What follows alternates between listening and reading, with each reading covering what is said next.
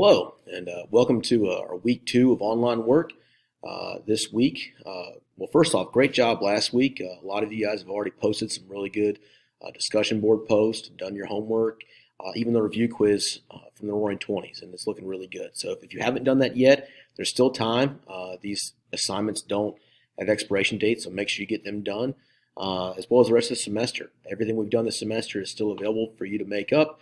If you have any questions about what you need to make up or how you need to go about that, please let me know through email, and we'll get that taken care of. This week, you only have one assignment.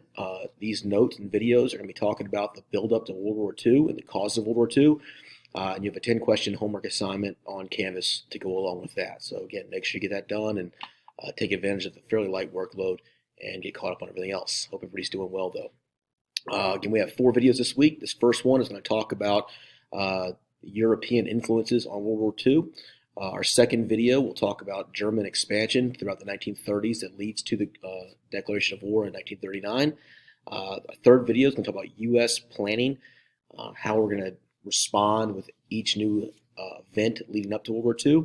And finally, in the fourth video, we're going to talk about Japan's path to war. So we'll go ahead and start off with a discussion of politics. First off is a new form of politics called fascism. That's Fascism.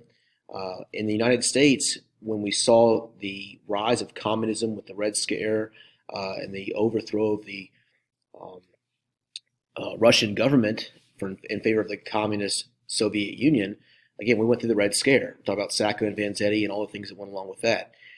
In Europe, it was a lot closer to them, and especially in Germany, where they just had a monarchy not long before, there was a much bigger influence there. So a much bigger fear of communism. So you give this complete counter movement to it.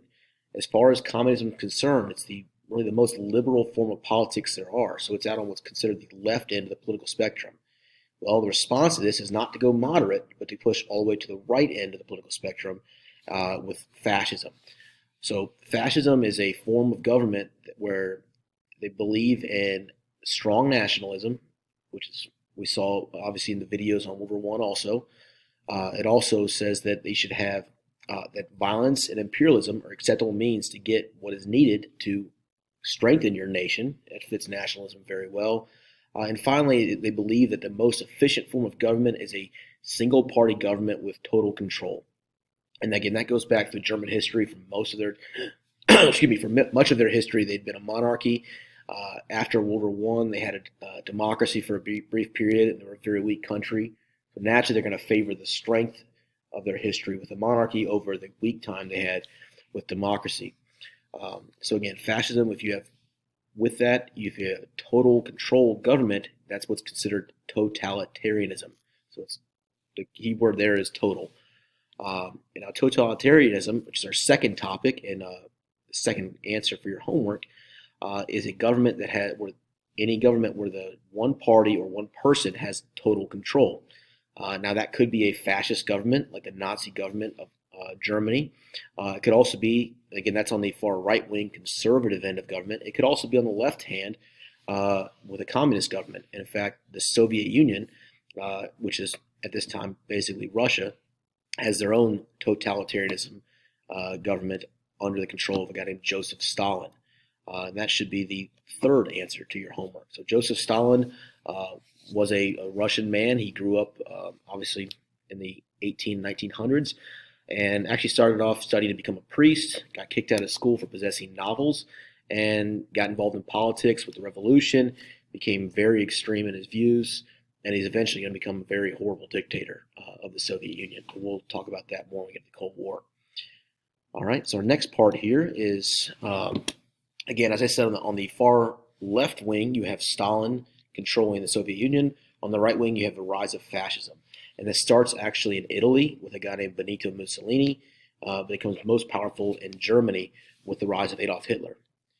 Now a little background on Hitler. He's actually an Austrian, but Austrians and Germans have a lot of common lineage. So when World War I starts, he fights for the German army, which is an ally of Austria. He was wounded and was in the hospital when the armistice was signed on November 11th, 1918. And he was very offended by that. He believed that Germany should keep fighting until they won. So after the war, he starts to get involved in politics and leads what's called the Beer Hall Putsch. The Beer Hall Putsch was an attempt by the Nazi Party to take over a beer hall and by force and try to forcefully remove the German government, which at this time is called the Weimar Republic. It was a democracy. It failed. The government came in and shut them down and arrested everybody. Hitler used that court case to not to try to defend himself, but to try to speak out against the Weimar Republic and the Jewish people that he considered to be the problem. He was intensely anti-Semitic, which is common to a lot of Germans, and in fact Americans during that time period. And he blamed them for controlling all the money in World War I and not allowing enough supplies or food to give to the soldiers. And he said that was why that Germany lost World War I. Again, while Hitler gets sent to prison, while he's in prison, he writes a book called Mein Kampf that puts all these views out there. Once he's released from prison, he works his way up and becomes a leader of the the National Socialist German Workers' Party, which they abbreviate to Nazis, N-A-Z-I.